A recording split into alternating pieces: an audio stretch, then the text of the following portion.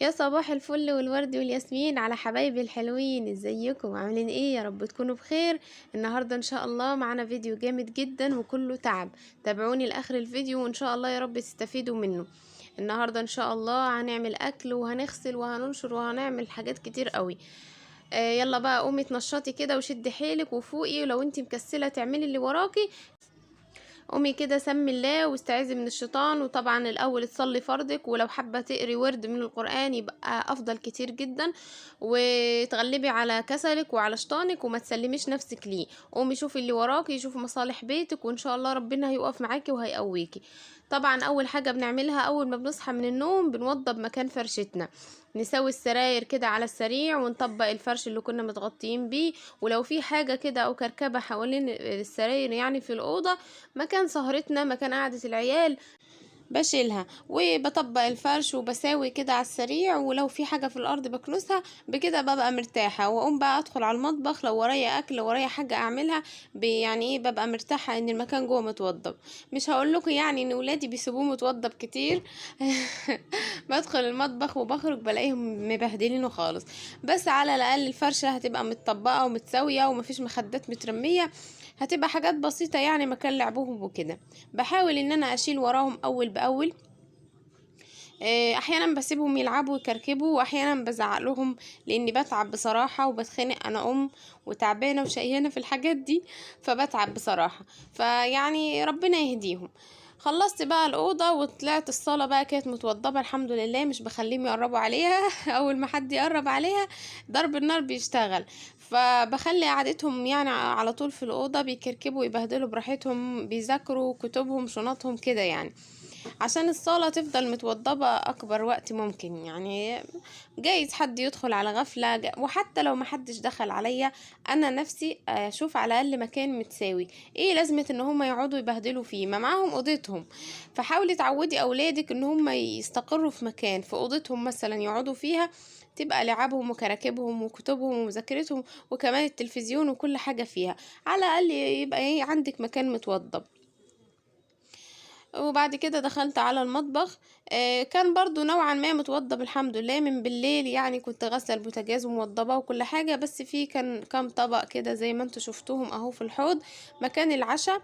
فطبعا بداية قبل ما اعمل اي حاجة هغسلهم علشان اعرف اشتغل على نظافة. ما بحبش اعمل اي حاجة الا اذا كان الحوض فاضي قدامي، خصوصا ان انا مثلا هطبخ وهغسل لحمة وكده، فالمفروض ما يبقاش فيه مواعين في الحوض علشان البكتيريا بتاعة اللحمة ما تلزقش في المواعين. دول حتتين لحمة انا كنت مطلعاهم. قلت بقى يعني ايه نعمل اكلة كده. بصراحة ما عملناش اكل من يوم ما جوزي سافر، واحنا ملناش نفس حتى لاي حاجة، بناكل اي حاجة وخلاص. فقلت يعني ايه هفتنا كده والعيال دي ذنبها ايه؟ قلت لا ما بدهاش. طلعتهم وهحط لهم الحلة تغلي على النار علشان اسويهم. الحلة الضغط دي بتسعفني جدا بصراحة، لو الوقت متأخر او حاجة بخلص بسرعة يعني، فهي حلوة جدا. حطيت المية على النار، قلت على بال ما تغلي بقى. كنت معبية الغسالة من بالليل ومجهزاها، بس حطيت لها مسحوق وشغلت عليها عشان ايه تغسل يعني مع نفسها. ورحت للحمة رميتها في المية السخنة وحطيت لها التوابل بتاعتها. حطيت بصلة وحبة توم وملح وورق لورا وحبهان ورنفل واي توابل انت بتحبي تحطيها، بس يستحسن تكون توابل حصى علشان ما تخليش الشوربة بتاعتك تغمق، يعني لو مطحونة هتخلي الشوربة سودة والاكل يطلع وحش. قفلت عليها بقى ايه وسبتها مع نفسها. خلوا بالكم يا جماعة من الحلل الضغط علشان لا قدر الله يا رب ربنا يكفينا الشر بتنفجر، فخلوا بالكم واعملوا احتياطاتكم كويس. ما كنتش بقى لسه فطرت، فكان عندي طبق مكرونة كده سخنته وفطرت الحمد لله. وانا بفطر كده ببص لقيت القطة بتاعت حماتي دخلت عليا جعانة بقى وعايزة تاكل. انا ما بحبش القطط بصراحة، يعني ما بحبهمش، بحب اشوفهم كده من بعيد يعني يلعبوا واتفرج عليهم، خصوصا لو قطط صغنونة. بس ما بحبهمش يقعدوا في شقتي يقعدوا في فرشتي يناموا عليها كده، ما بحبش امسكهم بصراحة، بقرف منهم. يعني ما بحس ان الوبر بتاعهم بيروح في بقي وبيروح في الفرش بتاعنا، فبقرف جدا. فاخرها كده تدخل عندي في الارض وبخرجها بصراحة. انما حماتي بتحبهم جدا وبتحب تربيهم وتاكلهم وتشربهم وتنيمهم جنبها وكل الحاجات دي. بس انا ضد الكلام ده وما بحبهوش بصراحة. لان يعني الناس مش ناقصة. الناس مبتلية أنا بالأمراض وعلى الفاضي يعني، فمش ناقصين قطط تيجي تجيب لنا الأمراض. وبعدين احنا عندنا عيال صغيرة وكده، فيعني في ناس بتحبهم ما علينا. أنا بقى ما بحبهمش مع نفسهم. المهم بقى كانت اللحمة بتاعتي استوت خلاص، فتحت عليها. طبعا أول ما اللحمة بتستوي أول حاجة بعملها إن أنا بشيل الصفارة اللي من فوق، فبيبتدي البخار اللي في الحلة يخرج خالص. واول ما تهدى وتخرج كل البخار اللي جواها، ببدأ ان انا افتح الغطا وافتحها. لا لكن ايه، اوعي تفتحي الحلة قبل ما تشيلي الصفارة. يعني انا بقول كده ربما تكون في ناس ما بتعرفش تستخدمها، يعني تستفاد مني وكده، لان هي خطر يعني جدا بصراحة. انا شفت كذا مقطع ليها ان هي انفجرت، ومن يومها وانا خايفة منها. بس بصراحة هي جميلة جدا وبتشهل يعني ايه، بتنجزك بصراحة، ومش قادرة استغنى عنها. فبحاول اخد احتياطاتي، يعني زي ايه، ان انا اوطي النار ما اخليهاش عالية قوي، عشان الضغط بتاعها ما يكونش عالي. ان انا يعني على قد ما بقدر ان هي مثلا ايه، ما خليهاش تعدي ال الكمية المسموح بيها. المية بتاعتها تكون مظبوطة كده يعني، واقفلها كويس. واخلي بالي يعني على قد ما اقدر، بحاول ان انا ما اقفش جنبها في المطبخ كتير، بحطها واسيبها وامشي. كده كده انتي ما بتعرفيش تطبخي حاجة الا اذا ايه اللحمة استوت علشان تاخدي شوربة يعني. ربنا يسترها علينا ان شاء الله، وكل اللي عندهم حلة ضغط ربنا يسترها معاهم، يعني ياخدوا بالهم وكده، وان شاء الله خير. انا حبيت انبهكم للنقطة دي لاني شفت كذا حاجة. فقلت يعني جايز في ناس ما بتاخدش بالها، فيعني قلت انبهكم، وربنا يسترها ان شاء الله، ما تخافوش يعني. المهم بقى انا ايه، سويت البطاطس زي ما انتوا شفتوا، حطيتها على النار وطيت عليها خالص وسبتها تستوي. وكمان حطيت شوربة للبامية بتاعتي. واول ما غليت البامية دي، البامية الصعيدي الاصلي، مش اي حد يعرف يعملها. في ناس بتقول عليها ويكة، بس احنا هنا بصراحة بنقول بامية عادي يعني. آه ف...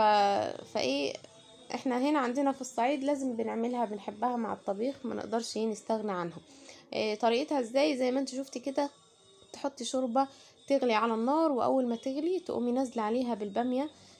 طبعا البامية دي بنكون سلقينها ومجهزينها او حاطينها في الفريزر، وتاخد كام غلوة كده على النار، وبعد كده بننزلها على طول، ما بنخليهاش تستوي قوي علشان هي ما بتستحملش سوا.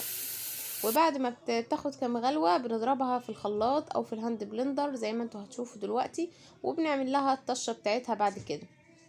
وجنبي بقى وهو الاكل على النار، قلبت الرز بتاعي وطشيت له وخليته ايه يستوي مع نفسه.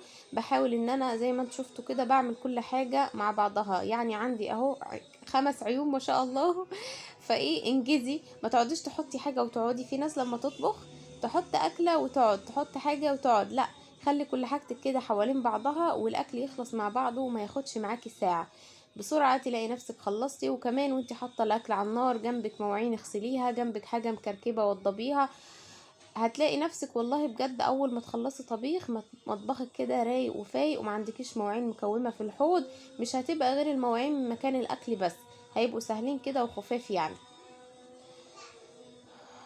بس كده انا ضربتها زي ما انتوا شفتوا لحد ما تنعم خالص، وهحط لها الطشه بتاعتها على النار. طبعا حبه سمنه كده، وعليهم 2 3 فص توم مهروسين، وهتشوحيهم لحد ما لونهم يصفر، وبعد كده تنزلي عليهم بالباميه. اكلنا ده احنا عندنا اساسي، يعني لازم الاكله دي، اللي هو طبيخ كده بالصلصه، زي البطاطس، فاصوليا، كوسه، بسله، ايا كان نوعها، المهم يكون طبيخ احمر ومعاه باميه، معاه ملوخيه ورز. بقى في ناس بتعمل مكرونه مع اللحمه او الفراخ. ده طبيخ اساسي عندنا، مهما طبخنا حواليه لازم نلف ونرجع له برضو. يعني انا ممكن اعمل بشاميل عادي، وممكن اعمل حواوشي، ممكن اعمل كفتة، واعمل بيتزا، واعمل كل الاكلات الحلوة دي السريعة اللي الناس بتعملها، بس الف وارجع الاقي نفسي وحشني الطبيخ ده وعايزة اطبخه. فيعني زي ما اتعودنا عليه ما نقدرش نستغنى عنه، زي ناس زمان كده لما ما كانش يحظهم الاكل النواشف ده والحاجات اللي على السريع، لو ما كانش اكل زي كده ما ياكلوش، لو ما كانش صينية اللحمة كده متحمرة وملزوزة في الفرن ما ياكلوش. فيعني سبحان الله تلاقيني مهما طبخت وعملت هنا وهنا بلف وارجع للطبخة دي بلاقي نفسي بتوحشني وما بقدرش استغنى عنها. البطاطس كده بتاعتي استوت خلاص وهطفي عليها، وادي الرز بتاعي هطمن عليه هشوفه استوى ولا لا.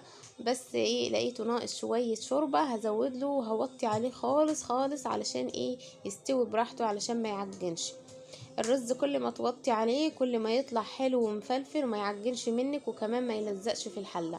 هتعلي عليه اول 5 دقايق وبعد كده هتوطي عليه خالص.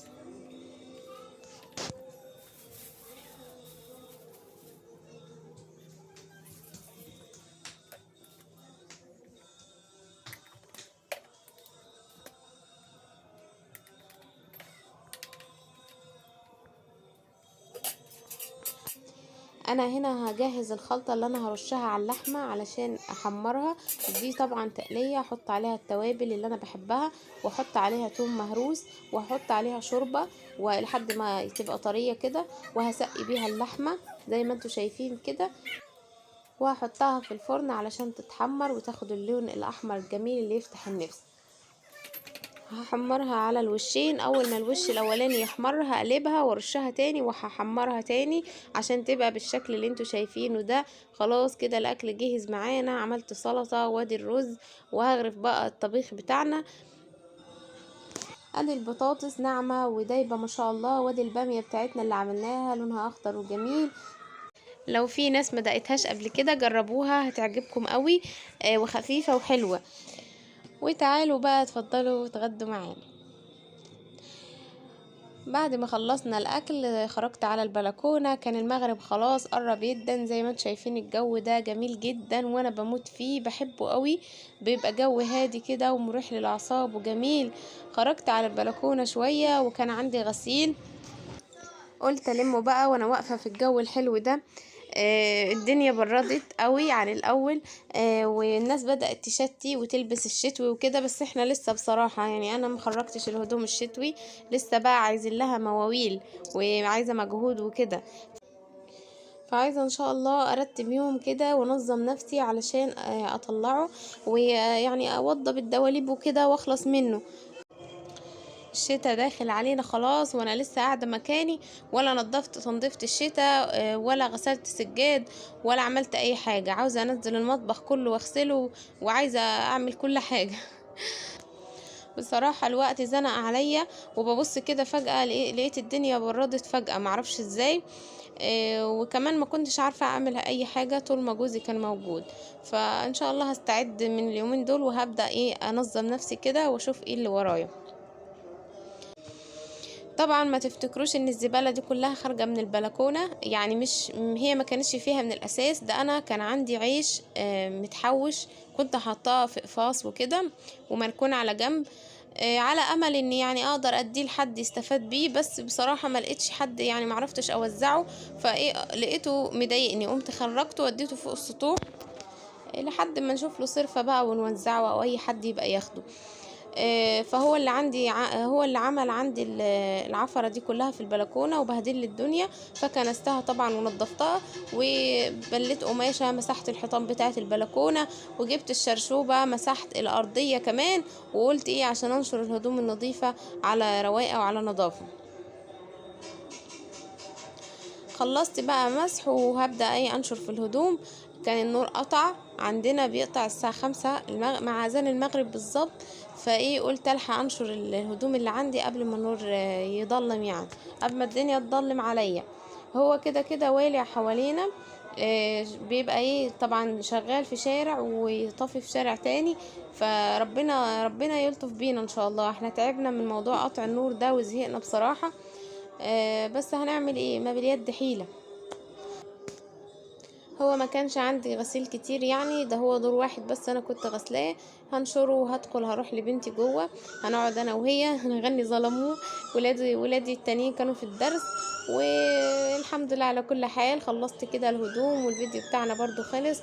ما تنسيش بقى تعملي لايك وتعملي اشتراك في قناتي عشان يوصلك كل جديد، واشوفكم على خير ان شاء الله في فيديو جديد. اترككم في رعاية الله، مع السلامة.